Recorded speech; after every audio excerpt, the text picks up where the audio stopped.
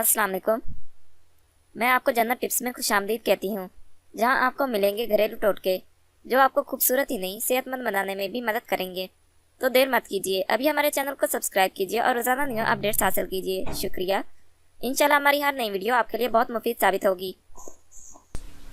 आज मैं आपको बताऊंगी नारंगी और नींबू के छिलकों का मास्क बनाने का तरीका, जो न सिर्फ आपके चेहरे बल्कि आपके पूरे जिस्म को साफ, शफाफ और गोरा बनाने में मदद करेगा। नारंगी और नींबू के छिलकों का खुश्क पाउडर 2 चम्मच, शहद आधा चम्मच, गंदम का आटा 2 चम्मच, दूध हस्बे ज़रूरत। मास्क बनाने और इस्तेमाल करने का तरीका। इन तमाम अज्जा को अच्छी तरह मिलाकर पेस्ट बना लें। नहाने से पहले इस मास्क से पूरे जिस्म और चेहरे पर मसाज करें। इससे बहुत जल्द आपका चेहरा और जिस्म साफ, शफाफ और तरोताज़ा हो जाएगा।